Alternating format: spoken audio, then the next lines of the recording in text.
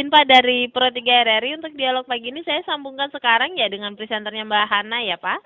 Baik Mbak. Siap ditunggu di sapa, selamat pagi, terima kasih Pak. Dan kami akan menghadirkan topik pilihan, Republik Indonesia Korea Utara menandatangani MOU bilateral kedua negara.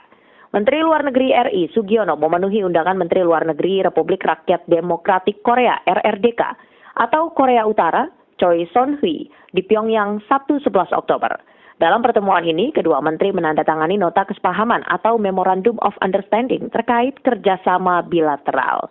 Nanti juga kami akan membahas hal ini bersama pengamat hubungan internasional Teguh Santosa yang telah tersambung di ujung telepon.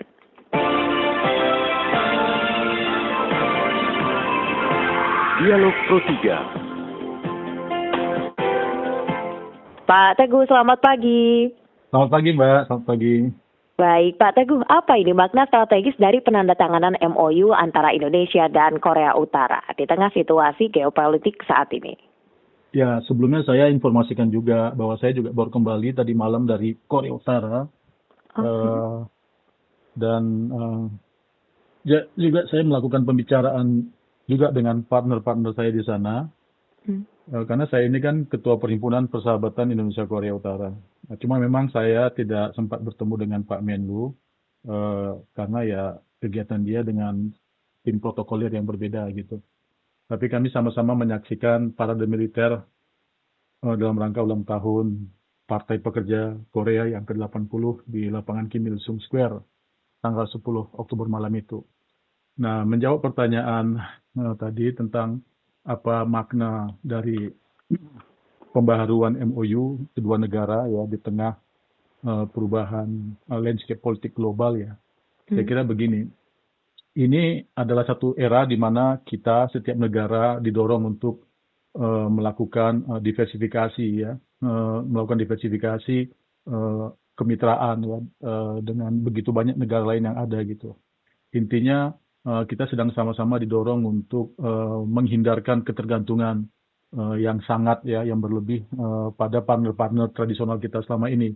Bukan berarti kita hendak melupakan teman lama atau bukan berarti kita hendak menciptakan persoalan baru gitu. Tetapi memang hari ini dunia kelihatannya masing-masing negara sedang membutuhkan banyak hal ya. Indonesia misalnya dengan begitu banyak program yang dimiliki oleh Presiden Prabowo untuk membangun kekuatan masyarakat kita ya sejak dari usia dini lewat MBG misalnya juga menghidupkan Koperasi Merah Putih dan seterusnya, itu tentu membutuhkan banyak dukungan dari dalam terutama dan tentu saja dari luar gitu. Dan Korea Utara juga kurang lebih begitu dengan kebijakan baru beberapa tahun belakangan ini yang dicanangkan oleh Presiden Kim Jong Un untuk membangun kawasan ya. Jadi regional development mereka dalam waktu 10 tahun ini mereka berencana membangun 200 kota baru. Itu kan sangat serius ya. Mereka juga akhirnya akan membutuhkan partner-partner baru, mitra-mitra yang tidak mendominasi, mitra-mitra yang tidak mendikte, tetapi memang benar menjadi mitra yang bergerak untuk kepentingan yang sama gitu. Saya kira begitu. Baik, lalu berarti kalau untuk posisi Indonesia sendiri sangat terpandang di Korea Utara ini ya, Pak Teguh ya, dari pengamatan Anda? Ya, kalau Indonesia ini modal kita di Korea Utara itu sangat besar ya. Ini kita punya dividen yang sangat besar dari kedekatan hubungan kita secara sejarah dengan mereka ya.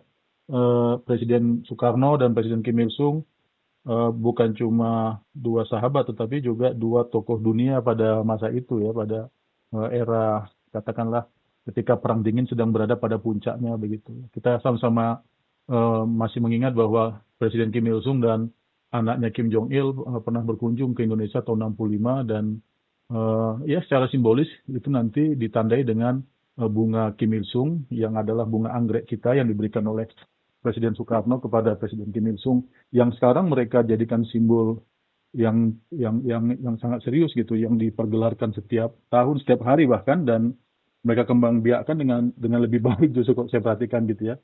Padahal mereka bukan negara tropis gitu.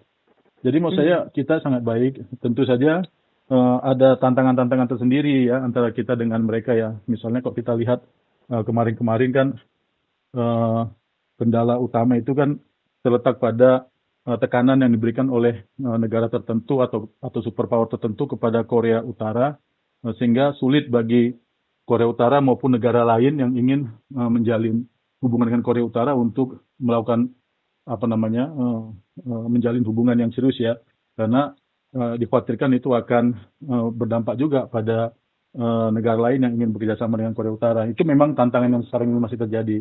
Ada beberapa katakanlah komoditas dari Korea Utara yang tidak diperbolehkan oleh PBB secara multilateral maupun Amerika Serikat ya untuk dijadikan apa namanya materi kerjasama dengan negara-negara tertentu.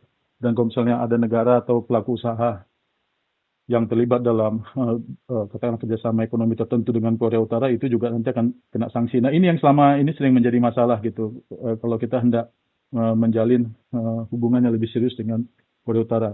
Tetapi soal kapasitas mereka dalam hal teknologi, ya dalam hal industrialisasi, kalau saya yang berkali-kali sudah berkunjung ke Korea Utara sejak tahun 2003 bisa menyaksikan bahwa mereka punya kapasitas itu gitu ya. Ya tinggal sekarang bagaimana kita bisa mensiasatinya, karena kita tentu saja ingin berteman dengan sebanyak mungkin negara tanpa harus bermusuhan dengan satu negara pun, kan itu tagline kita yang sedang kita coba untuk wujudkan gitu. Dan keputusan kita untuk menjalin pertemanan dengan negara tertentu semestinya dihormati oleh teman-teman kita gitu. Jadi jangan karena ada negara-negara yang sedang bersengketa kemudian itu membuat kita jadinya kesulitan untuk menjalin kerjasama dengan salah satu dari mereka. Itu kan nggak sehat gitu ya, buat kita itu nggak bagus lah. Bisa kita sedang membutuhkan sekian banyak dukungan untuk hal-hal besar yang hendak kita lakukan di dalam negeri. Baik Pak Teguh, lalu kalau untuk terkait potensi implementasi dari adanya MOU ini dalam waktu dekat yang dapat dirasakan oleh Indonesia, akan seperti apa ini Pak Teguh? Yang paling mudah kan kalau kita bicara tentang dukungan-dukungan politik di panggung internasional ya. Nah, itu yang paling cepat lah wujudnya kan, itu tanpa nggak perlu waktu panjang kan itu. Artinya kita mendukung posisi mereka untuk menjalin perdamaian ya dengan Korea Selatan misalnya, karena kalau kita sama-sama amati sejak tahun 2024 bulan Januari tahun 2024 yang lalu kan Korea Utara sudah menawarkan satu proposal perdamaian dengan Korea Selatan yang mana Korea Utara bersedia untuk berbagi wilayah gitu. Jadi ya sudah, kami Korea Utara, Anda Korea Selatan, kita lupakan tentang reunifikasi kan begitu tawaran mereka. Jadi semacam two-state solution. Walaupun Kim Jong-un dalam pidatonya itu tidak menggunakan istilah two-state solution. Nah, untuk menuju two-state solution ini kan yang pertama kali kita lakukan adalah mengubah perjanjian gencatan senjata antara kedua Korea tahun 1953 menjadi satu perjanjian damai. Sehingga nanti dengan perjanjian damai itu bisa menjadi fondasi bagi perbaikan hubungan kedua negara ke arah yang disebut sebagai positive peace gitu. Saya kira itu yang paling bisa kita lakukan. Nah, kalau kerjasama ekonomi tadi, saya pikir ada banyak potensi yang kita miliki, yang mereka butuhkan. Juga ada banyak peluang bagi pelaku usaha kita untuk terlibat dalam tadi saya katakan pembangunan regional development ya, 20x10 regional development yang sedang dikerjakan oleh pemerintahan Kim Jong-un. Pelaku usaha kita bisa memainkan peranan di situ, ya infrastruktur, ya rumah sakit, ya dan yang lain-lain lah gitu. Kita kan punya kapasitas. Nah, kita juga bisa mengharapkan alih teknologi dari mereka, misalnya ya tentu saja industri pertahanan, walaupun ini kan persoalan ya, Amerika Serikat tentu akan tidak bisa begitu saja menerima. Nah, ini butuh skill diplomasi tersendiri lah ya, dan saya kira teman-teman di Kemlu, Pak Menlu, Pak Prabowo tentu lebih paham untuk memainkan hal-hal seperti ini gitu. Apakah juga kerjasama ini dapat menjadi saluran diplomatik alternatif untuk dunia internasional, Pak Teguh? Ya, itu tadi yang saya katakan. Sekarang ini setiap negara memang didorong untuk menjalin kemitraan dengan partner-partner baru ya, tanpa harus menciptakan ketergantungan. Kita sedang menuju kepada satu masa di mana berteman dengan sebanyak mungkin negara tanpa harus tergantung dengan mereka gitu. Kita ingin take and give ya, kita ingin mutual understanding, tetapi juga mutual benefit gitu. Jangan sampai kerjasama kita, hubungan kita dengan satu negara itu malah menciptakan ketergantungan baru. ini yang sering saya katakan begini, misalnya eh, kalau kita katakanlah secara sederhana menyimpulkan bahwa kita tergantung pada blok barat misalnya. Nah, tetapi jalan keluar dari ketergantungan pada blok barat itu bukan berarti kita harus tergantung pada blok di luar blok barat gitu ya, bukan. Nah, jadi apa namanya upaya untuk melepaskan ketergantungan dari satu blok atau dari satu negara itu adalah dengan membangun kemandirian, dengan membangun posisi kita yang firm, ya. Kita siap untuk menjadi pemain utama di panggung global seperti yang berkali-kali sudah disampaikan oleh Presiden Prabowo. Nah, tetapi juga kita tidak ingin kita didikte gitu. Nah, makanya saya katakan Presiden Prabowo ini barangkali bisa dibilang melanjutkan cita-cita besar Presiden Soekarno menjadikan foreign policy sebagai lokomotif. Nah, setelah ini disampaikan berkali-kali oleh Presiden Prabowo di banyak forum internasional, maka sekarang menjadi kewajiban bagi kita di dalam negeri, terutama bagi menteri-menteri yang membantu Presiden Prabowo untuk mendukung hal itu. Ya, jadi semua sektor di dalam negeri ini harus berorientasi pada itu juga, pada upaya menjadikan Indonesia sebagai pemain. Jangan sampai nanti Presiden Prabowo sudah menyampaikan tekadnya sedemikian besar, tetapi menteri-menteri di bawah ini masih inward looking, masih belum bisa mendukung itulah ya energi lah, mau pendidikan lah, mau pangan lah, ini semua harus menjadi pemain dunia dong ya, supaya itu bisa menopang mimpi besar Presiden Prabowo. Baik Pak Teguh, mungkin dapat menyampaikan juga harapan dan pesan kepada pendengar Pro 3 RRI di seluruh Indonesia terkait hal ini. Silakan. Ya, itu kita harus dukung tadi visi besar Presiden Prabowo. Kemudian terkait dengan Korea Utara, ya saya paham ya, Kak. Saya ini kan sudah lama berkecimpung di Perhimpunan Persahabatan Indonesia Korea Utara.